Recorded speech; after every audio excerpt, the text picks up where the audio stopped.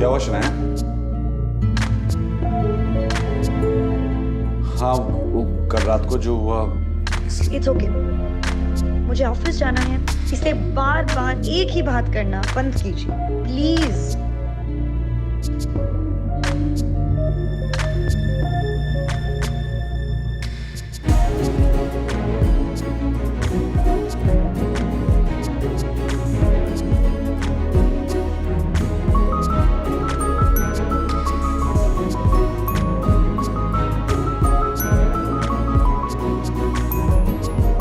शनाया, आप ये शायद ऊपर भूल गई थी।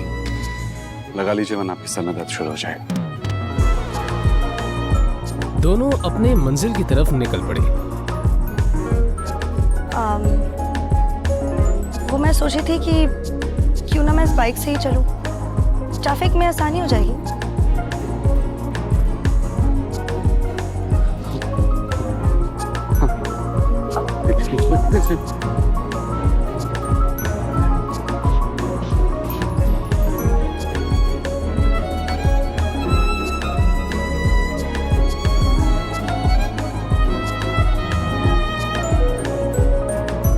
बाइक पर बैठकर शनाया ने आहान के कंधे पर हाथ रखा तो आहान को एक अलग ही एहसास हुआ।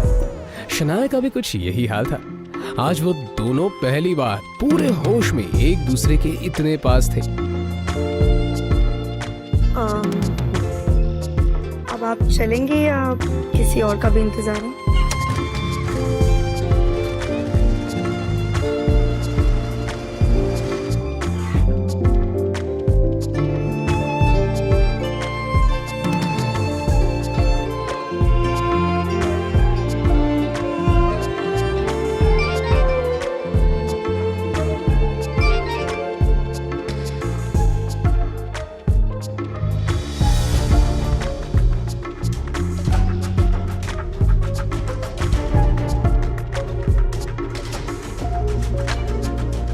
शनाया के पापा के एक्सीडेंट की खबर सुनकर आहान की भी वही हालत खराब हो गई, क्योंकि एक वही तो थे उनकी जिंदगी में जिन्होंने आहान पर हमेशा विश्वास किया था। शनाया बेटा, तुम्हारे पापा ने आईसीयू में रखा है। आप चिंता मत कीजिए, सब ठीक हो जाएगा। जाके पता करके आते हैं, चलिए। क्या बात है डॉक्टर, कैसी हालत है वो उनकी? जब उन्हें यहाँ लाया गया तो उनकी हालत बहुत खराब थी और अब उनकी हालत स्थिर है।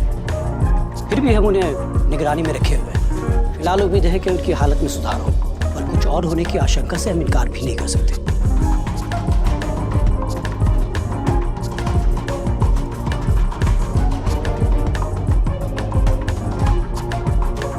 आहान, शनाया और यामिनी जी का पूरा दिन कश्मकश में बीत गया। शाम होने को आई थी और अब भी वो सब हॉस्पिटल में मौजूद थे।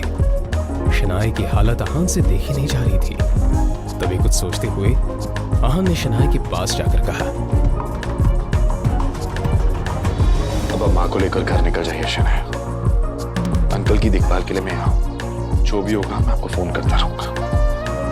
पर मैं पापा को इस हाल में छोड़कर कैसे जा सकती हूँ? उनकी हालत। देखो शनाया, अंकल के लिए मेरा प्यार आपसे कम नहीं है। उन्होंने मेरे लिए जो कुछ भी किया है उसका एहसान मैं नहीं चुका सकता। वो मेरे लिए भगवान के समान है। इसलिए मैं कह रहा हूँ, आप खुद पर ध्यान दीजिए और माँ को लेकर घर जाइए। मैं यहाँ पे सब कुछ संभाल लूंगा।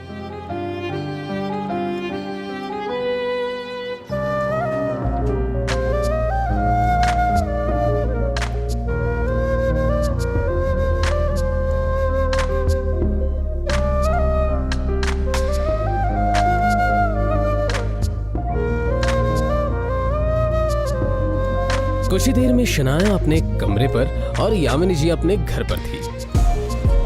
उधर आहान अभी हॉस्पिटल में एक जगह बैठा हुआ था जब डॉक्टर ने उसके पास आकर कहा, देखिए, मिस्टर शेखर की हालत अचानक ही बहुत ज्यादा बिगड़ती जा रही है। जल्दी उनका ऑपरेशन करना होगा।